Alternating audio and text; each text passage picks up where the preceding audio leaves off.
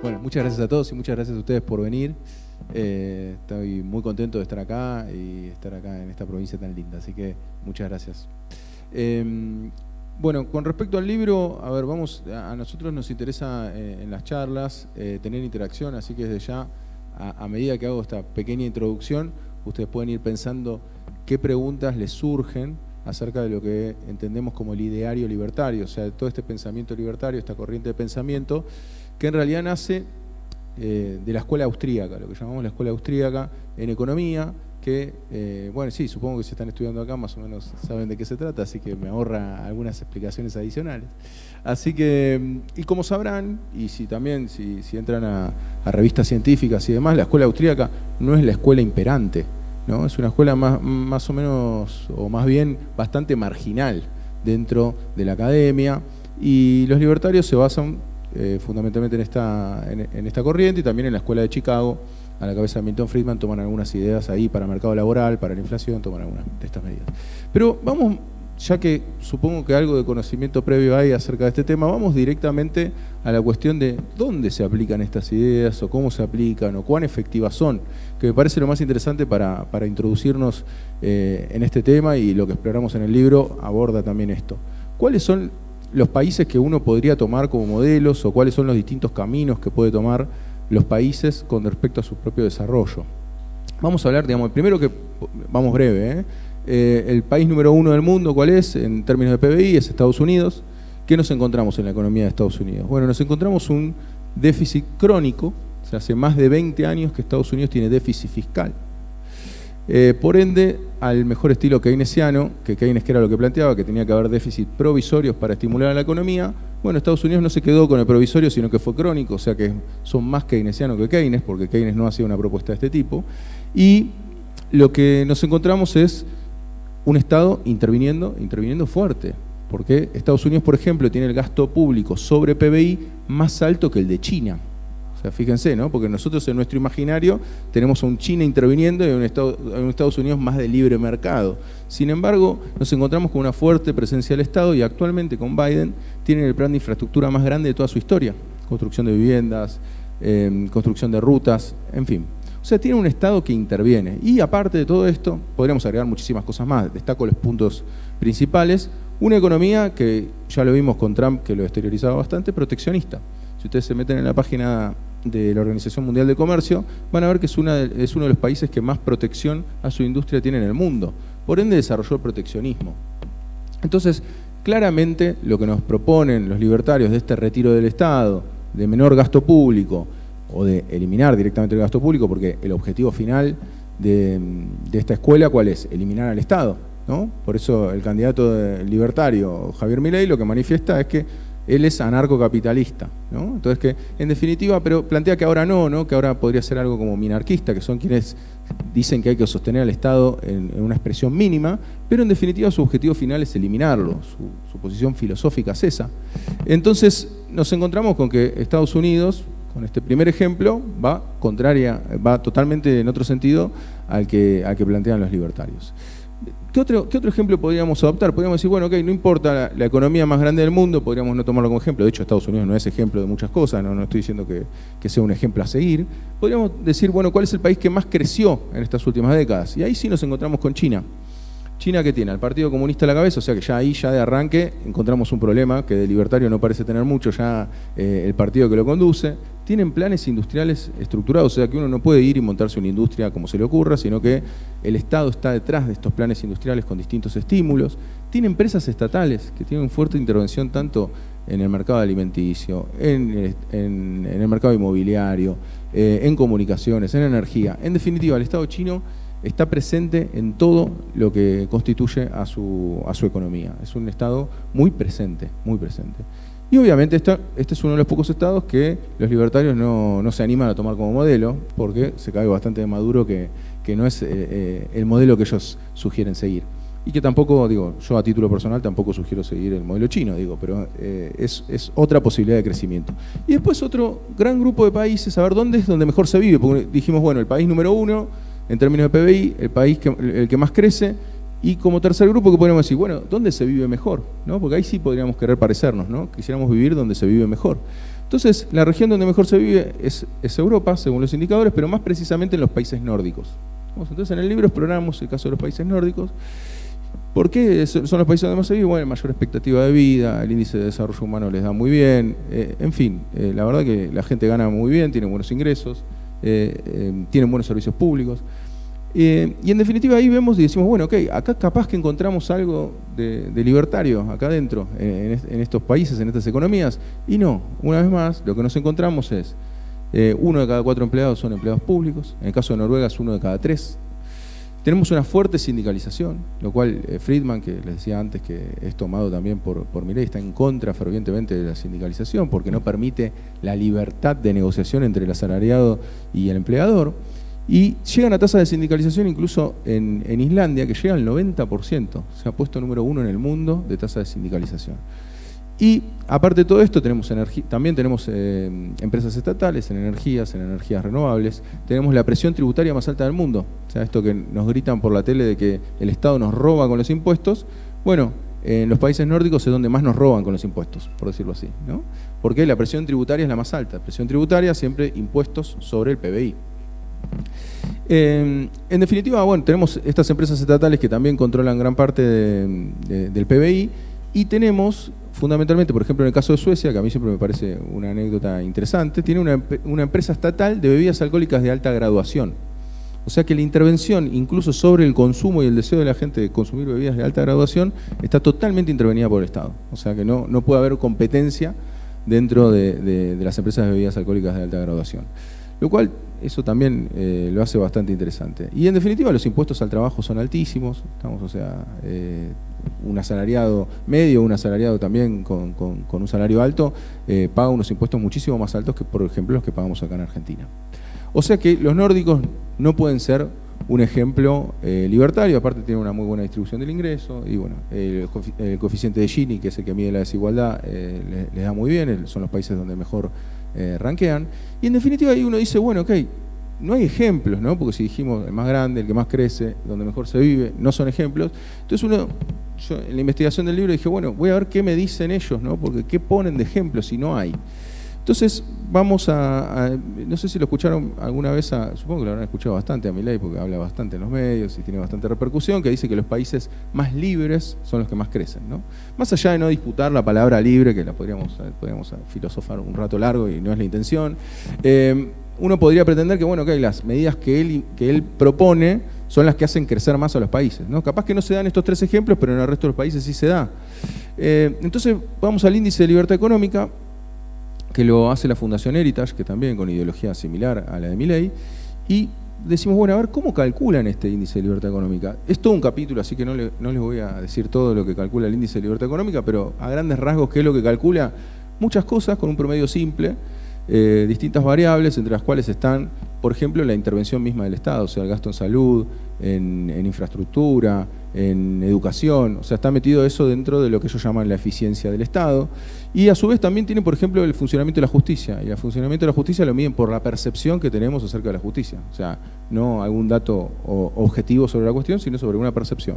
Que, ojo, se puede incorporar siempre la percepción a análisis sociales desde ya, pero bueno, el índice de libertad económica, al poner muchas variables y a que todas estas sean un promedio simple, lo que resulta que uno en principio podría decir que es lo más interesante de ver, que es la presión tributaria y el gasto público, porque al principio cuando uno dice las ideas libertarias y escucha lo que nos gritan en la televisión todo el tiempo, uno podría pensar que si el Estado es el que nos roba, entonces la presión tributaria más baja debiera ser el país libertario por excelencia, ¿o no? Digamos, o sea, el Estado que menos nos roba, ¿no? Porque no hay un Estado con 0 impuesto, ¿no? Pues si no ya no es Estado. Entonces, ¿cuál es el país que está más cercano a ese 0% de presión impositiva? ¿Alguno lo sabe acá, capaz de casualidad? ¿Quién? No es Panamá. No. Sí, pueden tener excepciones fiscales, pero... Claro, correcto, eso desde ya. Pero si vos vas al listado de quienes informan su presión tributaria, pues esto también hay que tenerlo en cuenta, porque capaz que alguien que aboga por las ideas libertarias nos puede decir, bueno, tal isla o tal paraíso fiscal, y vos le decís, bueno, ¿dónde presenta los datos? No los presenta, entonces es un problema chequearlo, ¿no? Pero los países que declaran efectivamente la presión fiscal, o sea, los impuestos sobre PBI, el puesto de menor presión fiscal en todo el mundo es Nigeria, con el 5,5% de presión impositiva en el mundo. O sea que uno en principio lo que podría decir es, ¿por qué no me están hablando en la tele de Nigeria? ¿No? Que no tengo nada en contra de Nigeria, digo, es más, me encantaría tener más información sobre Nigeria, pero lo que quiero decir es, eso no pasa. Y el otro aspecto, ¿cuál podría ser? Bueno, el gasto público, ¿no? Que también nos dicen que el gasto público es distorsivo, que el gasto público no está bien. Entonces uno dice, bueno, okay, vamos a buscar cuál es el país que menos gasto público sobre PBI tiene en el mundo. Y adivinen cuál es la respuesta. No es Nigeria esta vez, es Somalia.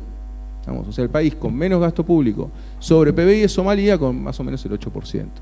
En definitiva, no tienen ejemplo, pero retomando entonces el índice de libertad económica. El índice de libertad económica pone estas variables, pero claro, como pone un montón de otras variables, terminan diluidas, ¿no? Entonces el índice de libertad económica te da países que uno no se espera que te vayan a dar. ¿Pero por qué? A ver, y acá es donde va un poquito la trampita. En realidad el índice de libertad económica, ahora contándoles un poco el final, en realidad intentan de que ese índice correlacione mucho con el crecimiento. ¿Por qué? Para que puedan decir que los países más libres son los que más crecen, que es lo que termina repitiendo Milei. Entonces, pero vamos al puesto número 1. Vamos al puesto número 1 del índice de libertad económica, que ahí decimos, che, acá está el país que estábamos buscando.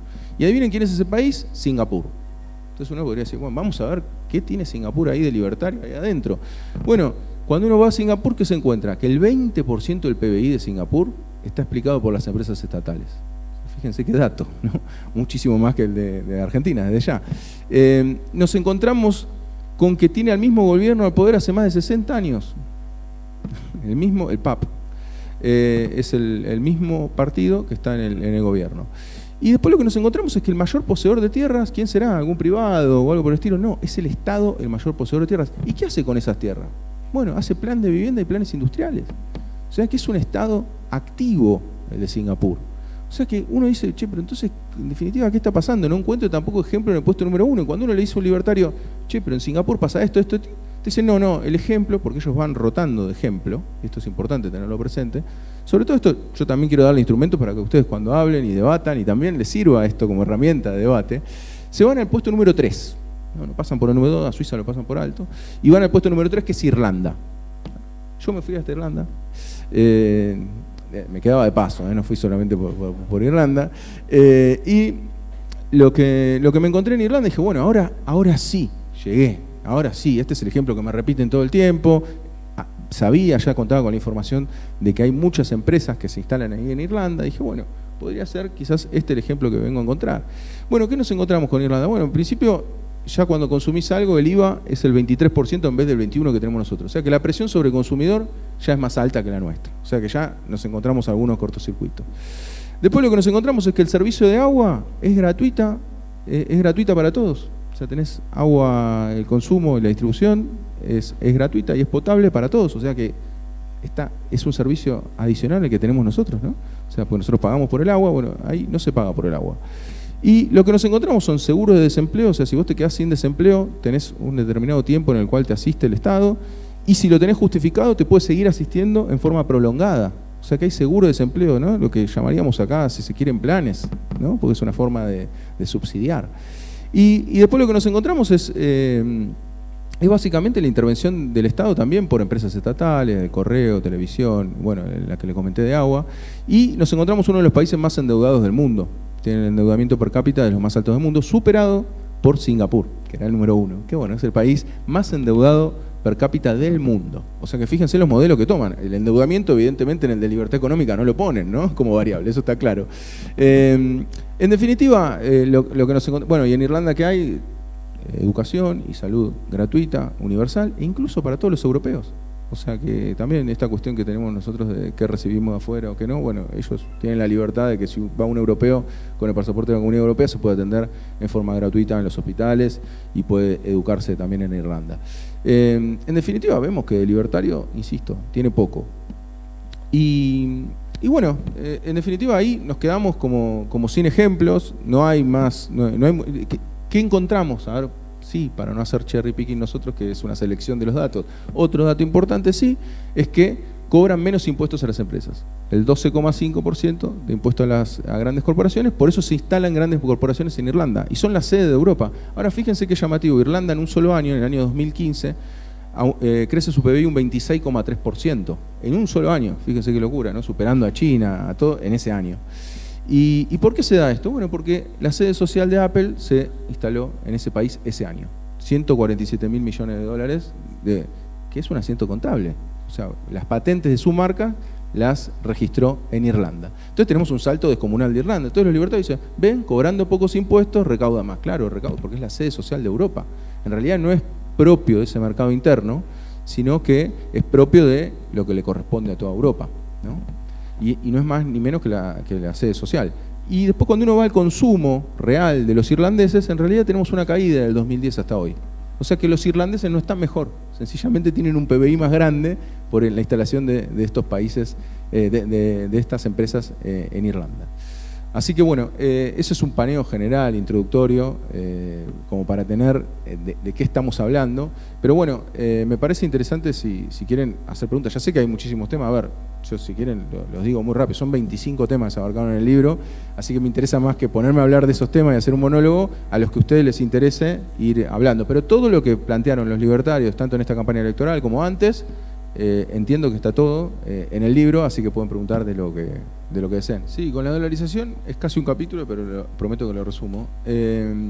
A ver, con la dolarización hay varios aspectos a tener en cuenta. Me parece que hay algo que se ha dejado de hablar bastante, que es el tipo de cambio de conversión. Ese es un dato fundamental. O sea, ¿a cuántos pesos vamos a tener que dar para que nos den un dólar? Ese dato es crucial. Es el dato central. Pero fíjense que a veces pasa por alto, ¿no? Dolarizar ¿no? Y está esta cosa de si se confunden que la dolarización, si uno gana 200.000 pesos son 200.000 dólares. Más allá de esas cuestiones, confusiones metodológicas, si ustedes están acá en la universidad, entiendo que esa confusión metodológica no la tienen, así que vamos a saltearla, digamos. Pero a lo que voy es... ¿Qué? ¿Hay de humanidades también? Bueno, está bien. Igual están en la... Pero me imagino que de humanidades no van a pensar que 200.000 pesos van a recibir 200.000 dólares. Bueno, está bien. Ok, bueno, lo explicamos. A ver, cuando digo el tipo de cambio de conversión, me refiero a que justamente, sencillito, cuando se diga hoy dolarizamos, ¿no? ¿Cuántos pesos que tenemos en la billetera, que tenemos en la cuenta, que tenemos, vamos a tener que dar para que nos den un dólar? Ese dato es fundamental. Porque obviamente si fuese en esta confusión que doy un peso y me dan un dólar, firmo. ¿Dónde firmo? Yo firmo, ya mismo. Yo que escribí en contra de ellos firmo. Pero no va a pasar. No va a pasar porque no hay cantidad de dólares que sostengan a esa cantidad de pesos. Entonces, ese es el dato central. Y ahí es donde ya empezamos con el debate. Milei no dice que se va a dolarizar al tipo de cambio oficial que tenemos hoy en día. Él ya reconoce que eso es imposible. Él lo que dice es que va a dolarizar a los tipos de cambio financieros, que hoy en día están más o menos en 900 pesos. En definitiva, ¿y qué? Sí. Sí. Correcto. Por eso, los cálculos de otros economistas, que a mí me parece arriesgado, pero yo respeto a los economistas que hacen esos cálculos, nos dan entre 7.000 y 10.000 pesos la conversión. ¿Estamos? Sí. Yo tenía entendido que era el cambio paralelo. Por eso, el paralelo está más o menos en 900. Los financieros, en realidad dice el financiero, no dice el blue. Bueno, ustedes saben que acá siempre está un poquito más caro, pero el financiero ya está rondando los 900 y pico, a ver si capaz que alguno puede chequear, 900 y pico, y el paralelo también estaba rondando 950. ¿Y qué pasa si...? 925, el blue. Pero él siempre dice al financiero y está bien, eso es correcto, que él diga al financiero y no el blue, ¿no? Porque tiene mayor volumen de transacción, eso hay que tenerlo en cuenta. ¿Y qué pasaría si hubiera dólares? Por eso, lo primero que tenemos que entender es esto. ¿A cuánto vamos a convertir? Por eso, ahí redondeo, ahí vamos. Les prometo que llegamos. Si nosotros hacemos la dolarización, tenemos que entender a cuánto vamos a convertir. Para convertir, obviamente, si yo te voy a dar dólares por cada peso, por los pesos que vos me des, ya sea 900, sea 7.000 o 10.000, yo tengo que tener los dólares. Estamos para dártelos. Si no, soné. Más o menos el circulante están 10.000 millones de dólares, ¿no? Entonces, lo que hay que hacer es esa recomposición y a tu vez también están los LELIQs, digamos, que es promesa en pesos también futura. Entonces, ahí Milei lo que dijo previo a las PASO, y esto me parece muy interesante, es que aparte en el Banco Central, ¿qué es lo que tenemos? Tenemos títulos de deuda argentina. Entonces él lo que dice es, bueno, las juntamos todas, supongo que alguno lo habrá escuchado, y hacemos un fideicomiso en el exterior y lo vendemos. O sea, como que juntamos toda la deuda, para no hacerlo complicado para los sociales, ahí que me dicen, juntamos todos los papelitos que tenemos de deuda argentina futuro, los juntamos, todos los metemos en una misma bolsa y lo vendemos. Vamos. De esa manera, ¿qué es lo que te permite? Bueno, que vendés todo de una, no vas vendiendo cada uno de los papelitos, sino que haces todo un conjunto en el cual el riesgo está en el riesgo país. Entonces, él lo que dice es, como las cuentas no le cierran a lo que cotizan hoy, ¿cuánto cotiza la deuda soberana? Bueno, cotiza en ese momento cotizaba un 30% de su valor original. Ustedes saben que como tenemos serio riesgo de caer en default, lo que nosotros tenemos es que la deuda vale un 30% de su valor original. Entonces, ¿qué es lo que decía Milei? Decía, bueno, como yo voy a aportar cierta tranquilidad, esto me hace acordar a la lluvia de inversiones de Macri, como voy a aportar cierta tranquilidad, esto va a cotizar como en Sri Lanka. Fíjense qué ejemplo. Estoy hablando de países raros hoy, pero digo, son los ejemplos que usó en la televisión Milei. Y en Sri Lanka, ¿cuánto cotiza la deuda soberana? Bueno, un 50% de su valor, no un 30%, ¿no? Entonces, ya con un 50% le cerraba un poquito más, ¿se entiende? ¿No? Porque ya me pagan más dólares, entonces tengo más dólares para poder hacer la dolarización. Y bueno, ¿qué fue lo que ocurrió cuando ganó las PASO Milei? Porque fue el candidato más votado en las PASO. Esos bonos que valían un 30%, adivinen cuánto empezaron a cotizar. Bueno, 24%. Entonces cayeron. O sea que, lejos de llegar al 50% que él planteaba que iban a llegar esos bonos al estilo de Sri Lanka, cayeron. En definitiva, esta cuestión de fideicomiso es un recurso que, digamos, en general no hay consenso para aplicarlo, ¿no? Porque aparte, no obstante, no deja de ser capital que tiene el mismo Banco Central. En definitiva, la dolarización lo que nos va a llevar, y antes de eso, ¿qué es lo que nos plantea Milei? Bueno, yo tengo un fondo de inversión que pondría los dólares necesarios, también lo dijo, y ahí se da un falso, una dicotomía, o digamos, ahí podemos encontrar un problema grave que tiene la dolarización, y fíjense qué llamativo esto, que es que si en realidad Milei llegase a ser gobierno, lo mejor que podría pasar para nuestros salarios es que logre endeudarse. ¿Por qué? Porque si vos te endeudas en dólares, tenés más dólares para prestar pesos, para cambiarte por tus pesos. ¿Estamos? Por eso, como Argentina, digamos, tiene un problema, está en el pozo por un problema de endeudamiento, ¿no? Esto sería seguir cavando el pozo para salir del mismo, ¿no? Entonces, nos endeudaríamos más, claro, pero tendríamos un salario en dólares más respetable, digamos. ¿Estamos? Por eso, digo, esto es un dilema complejo. En realidad uno podría decir, che, no te endeudes más. Bueno, ok, si no se endeuda más, Milei lo más probable es que esté acorde a estas estimaciones que les acabo de decir, 7.000, 10.000 pesos. Por ende, lo que tienen que hacer sencillamente es el salario que ustedes reciben hoy en día, dividirlo por el tipo de cambio oficial, que es 365,50. ¿Por qué? Porque mal o bien el tipo de cambio oficial es el que más transacciones tiene. Las importaciones y las exportaciones van por ese tipo de cambio. Ahora con las exportaciones hay un incentivo con los tipos de cambio paralelos. Pero bueno, supongamos que está girando en torno a eso, o el tipo de cambio de equilibrio podría estar más cercano a los 400 pesos. Eso, lógicamente, no lo puedes implementar en el primer momento. Por eso Milei ahí tiene cierta honestidad intelectual en no decirlo de arranque, porque eso es cierto que, obviamente, si vos estás haciendo el proceso de dolarización, vos no vas a sacar los dólares porque vos sabés que es la niña bonita, o es lo que todos quieren, o es lo que, digamos, es lo importante que vos tenés ahí como potestad, y vas a esperar a ver cuál es el valor que va a tener el dólar, que va a ser muy preciado, y entonces no vamos a todos los que tienen guardados dólares abajo del colchón o en las cajas de seguridad, no los van a volcar inmediatamente a la economía. Cierto que quizás después se pueda dar ese proceso. Pero con respecto al tipo de cambio oficial, por eso, si dividen su salario por 365,50, tienen la cantidad en dólares que reciben de su salario el tipo de cambio oficial.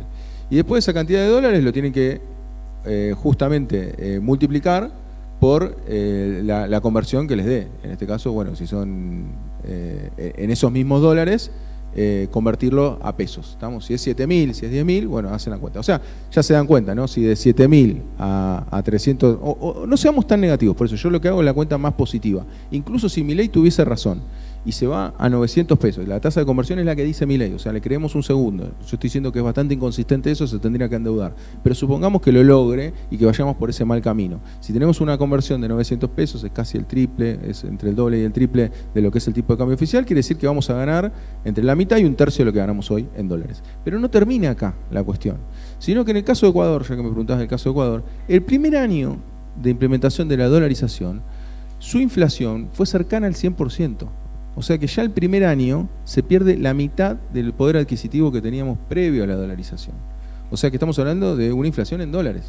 Entonces ya no es que les estoy diciendo la mitad o un tercio, sino que ya les estoy diciendo un cuarto, un sexto de lo que ganaban originalmente. Y estoy haciendo un cálculo optimista, porque estoy haciendo el cálculo según las premisas que plantea Milei. Que hay muchos economistas que dicen que va a ser, digamos, todavía peor.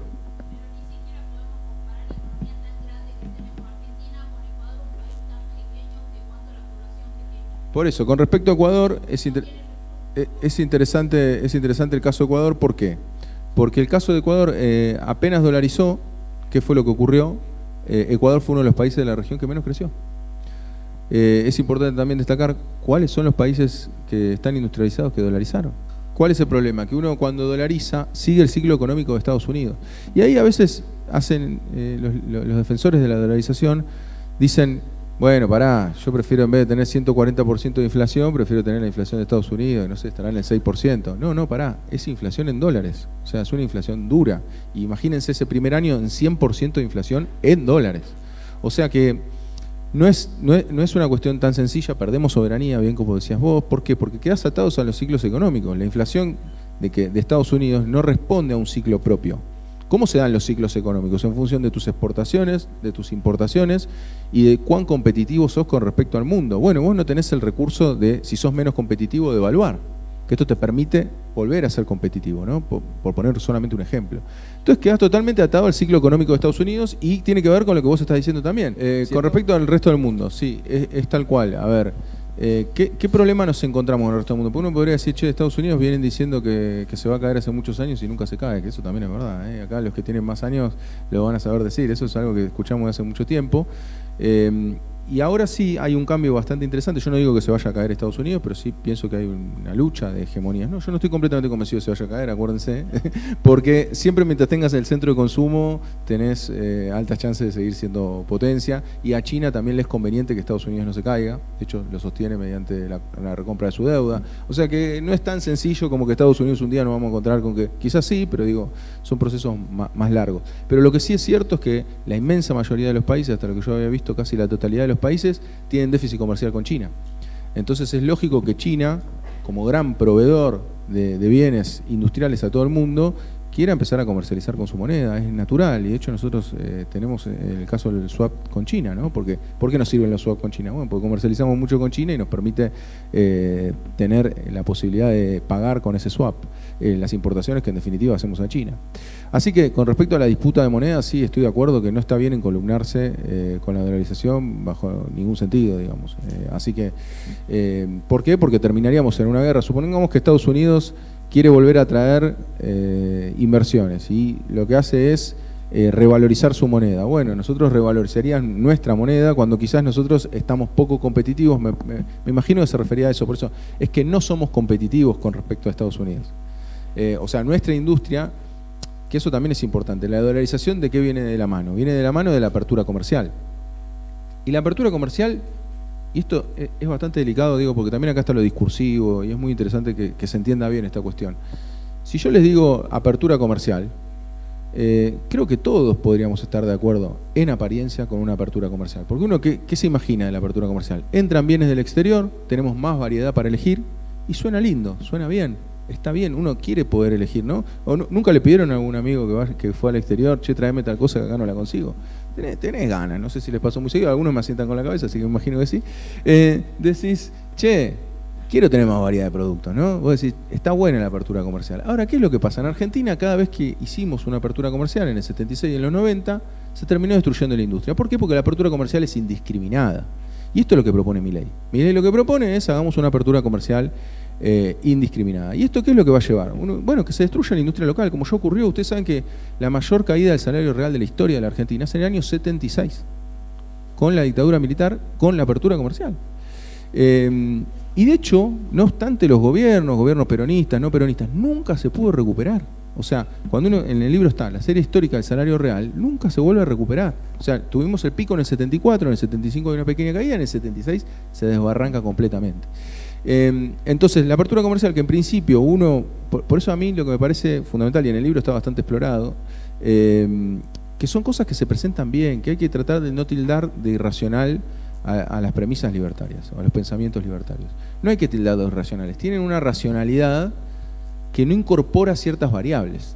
Entonces, cuando uno dice apertura comercial, suena lógico que una persona quiera que haya más productos y más bienes ofreciéndose y compitiendo. Ahora, ¿qué es lo que ocurre? Entran los bienes importados, se destruye la industria nacional, entonces uno dice, bueno, se destruye la industria nacional, cierra un par de empresas. No, esas empresas que cierran despiden a su personal, ese personal compite contra los salarios nuestros. Vamos, entonces lo que nos van a pagar de salario va a ser menos, lo que llamaba Marx el ejército industrial de reserva. Pero no termina solo ahí, porque quizás, y esto me ha pasado a mí, alguno me dice, che, yo en realidad a mí nunca me dio nada al Estado, tengo una camionetita, hago flete, ¿no? Por acá, entonces a mí qué me importa, que echen a todos, qué sé yo. No, lo que va a pasar es que vas a tener más gente que va a cobrar una indemnización y también se va a comprar una camionetita y te va a competir. Y no vas a poder poner el precio que vos querías antes, vas a tener más competencia y va a haber un problema, vamos a estar todos peleando en medio de la pobreza.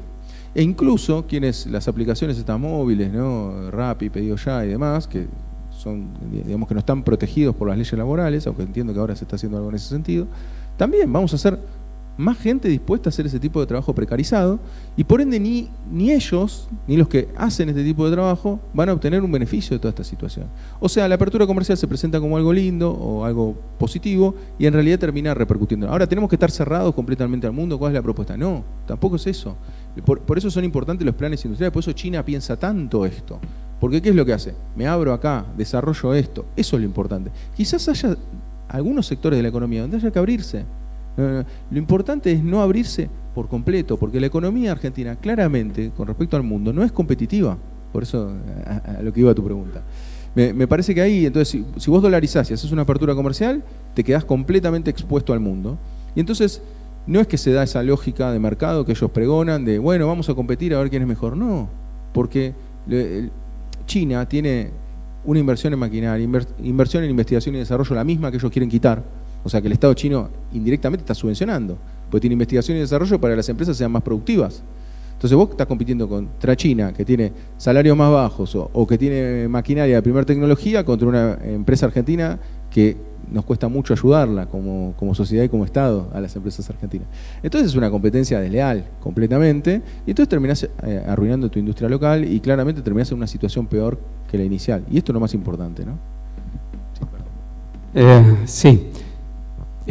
Hablabas respecto a dos países, nombrabas a Noruega. Yo estuve viviendo en Noruega como exiliado y también, bueno, estuve viviendo muchos años en Bolivia. Yo llegué a Noruega en el año 78, 2 años preso, después de la dictadura, llego a Noruega. El dólar estaba en 6,90. Hoy en día el dólar sigue estando en 6,92. 6,92, o sea, 6 coronas con 92 es un dólar. O sea, en todos estos años. Y también viví en Bolivia. Cuando me vine de Bolivia, el año 2005, ¿sí? el dólar estaba a 6,80, por eso digo que es parecido al caso noruego en cuanto al cambio. Hoy en día el dólar está en 7. Vos mismo decías que una de las economías, si uno googlea, ¿no? Para los chicos que están acá, si googlean cuáles son los 10 países con el mejor nivel de vida, van a estar los países escandinavos. Va a estar Noruega, va a estar Dinamarca, va a estar Suecia, va a estar Finlandia. ¿Sí? Y si googleas entre las economías más estables y con mayor crecimiento, va a estar Bolivia. Y de golpe vemos que esas economías no tienen nada que ver con los postulados que nos están haciendo ahora estas nuevas escuelas económicas que han surgido así, no sé, de algún rincón por ahí las han sacado, ¿sí? Y las pusieron de golpe como las pantallas del mundo, de lo que el mundo debe seguir. Bueno, tenemos ya casos concretos de economías que funcionan en base a intervención estatal, a control de cambios, ¿no es cierto? La pregunta tiene que ver, acá por ejemplo, para la corrida esta que hubo, ¿no es cierto? Que, bueno, salió el presidente a decir que fue una imposición del fondo, 20%, etcétera, etcétera. Pero todo el tiempo, incluso hasta nosotros mismos, nos creamos la expectativa. No, es que es la expectativa del mercado que suba, es que es la expectativa del comerciante, es que es la expectativa del empresario y también es la expectativa del político.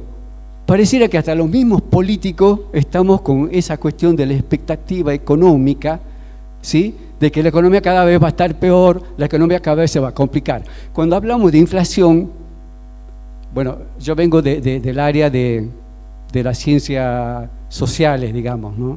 ¿Sí? Pero cuando hablamos de economía, ¿sí?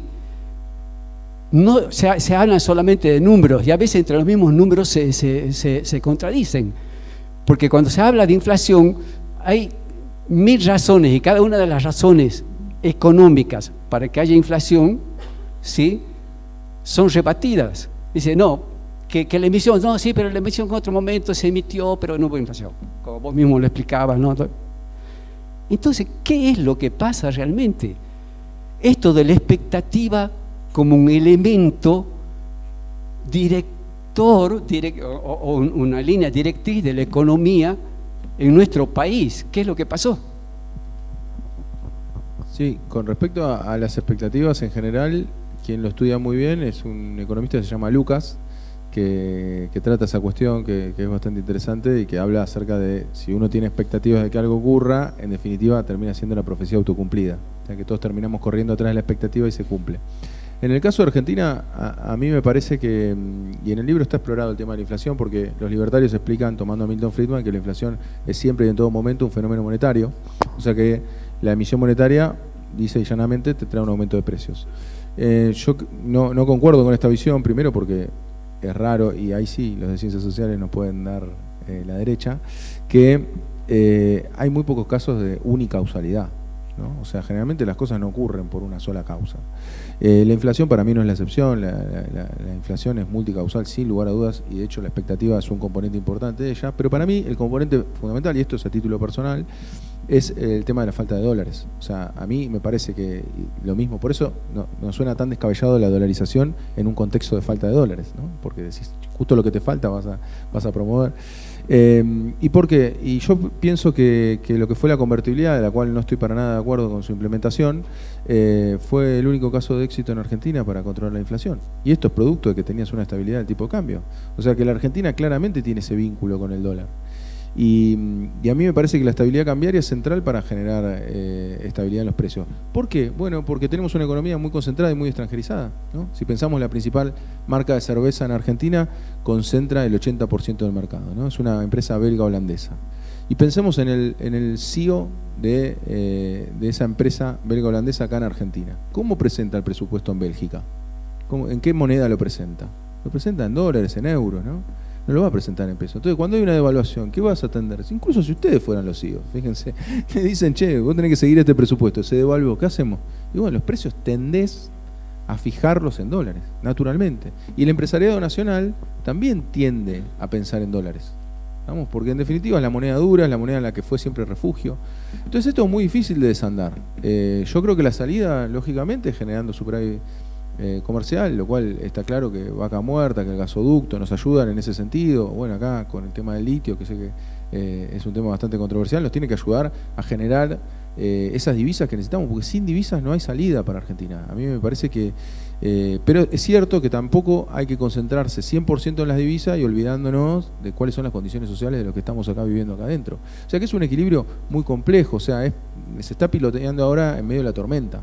Entonces no es que hay una solución. De hecho, fíjense que si fuese tan fácil resolver el tema inflacionario, lo implementaríamos y ya, ¿no? Tantos que han pasado y no lo han podido solucionar. O sea, es un tema muy complejo. Sin lugar a dudas, ojo, igual, y esto también lo quiero destacar porque me quedó pendiente de la pregunta anterior, ¿la dolarización es una solución para la inflación? Hay que decir, posiblemente sí. ¿Pero por qué lo quiero decir? En 4 o 5 años, Ecuador logró estabilizar en un bajo porcentaje de la inflación. ¿Cuál es el problema? Es que es el silencio de los cementerios. O sea, si vos destruís completamente la economía y nuestros salarios, como ya hicimos la cuentita rápidamente, nos da un cuarto, un quinto, un sexto de lo que ganamos hoy, lógicamente el consumo se va a deprimir. ¿Y a quién se le ocurrió aumentar el precio si no vende? ¿No? Si no vende absolutamente nada. Porque está una economía totalmente destrozada. Entonces, ¿la dolarización puede solucionar la inflación? La respuesta es sí. Lo que pasa es que es un costo altísimo. Entonces eso es lo que tenemos que entender, y a mí me parece que esto también, yo me acuerdo ya hace muchos años, me acuerdo cuando escribía en Página 12 notas sobre este tema, porque me parecía bastante interesante, donde yo veía que con un 20% de inflación todos nos volvíamos locos por la inflación, y yo veía que los salarios aumentaban un 25% y la inflación era un 20%. Y yo me acuerdo, debe estar ahí, en la nota yo ponía, che, no es el problema principal de la Argentina hoy El problema es si perdemos poder adquisitivo, ese es el problema central. Pero entender que, y comernos esa curva, de que en realidad el problema central de la Argentina es la inflación, estoy hablando en términos históricos, ahora ya tenemos una inflación de hecho muy alta, Es un problema, porque en realidad el problema es la pérdida de poder adquisitivo, porque si vos haces apertura comercial y tipo de cambio fijo, como se hizo en los 90, vos erradicás la inflación. El problema es el costo.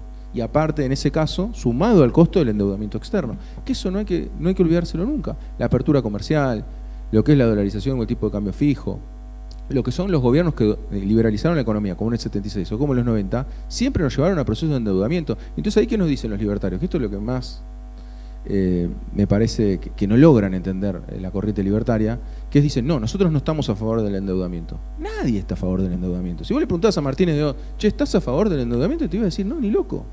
Si vos le preguntás a Caballo, ¿estás a favor del endeudamiento? Te iba a decir que no, que él no está a favor. ¿Qué es lo que pasa? Las condiciones te llevan a que te tenés que endeudar. Vamos, porque si vos tenés un tipo de cambio, un peso, un dólar, y de golpe se te empiezan a ir los dólares, ¿qué tenés que hacer? Tengo que seguir manteniendo un peso, un dólar. Tengo que recomponer los dólares en el Banco Central para que te siga la paridad un peso, un dólar. Pero generalmente no es un objetivo deseable. Incluso, apuesto más incluso, yo pienso que ni siquiera fue un objetivo deseable para Macri, que nos endeudó con el FMI. Estoy seguro que no. Estoy seguro que fue una situación que se le fue de las manos. Entonces no tenía otra alternativa para la estabilidad y para quienes querían mandar el dinero afuera y dejar la libre movilidad de capitales más que tomar deuda. Pero yo no creo que haya sido un objetivo deseable para él. De hecho, para mí fue uno de los motivos que terminó eyectándolo del poder. Y a mí me parece que eso es algo interesante y es algo que los libertarios no registran. Se piensan que por decir que no quiero endeudar, no te vas a endeudar. No, el problema es que si vos dejás que entre y salga los capitales y de golpe salen más capitales de lo que entran, de alguna manera lo tenés que compensar. Así que eso me parece un punto muy deficitario de los libertarios.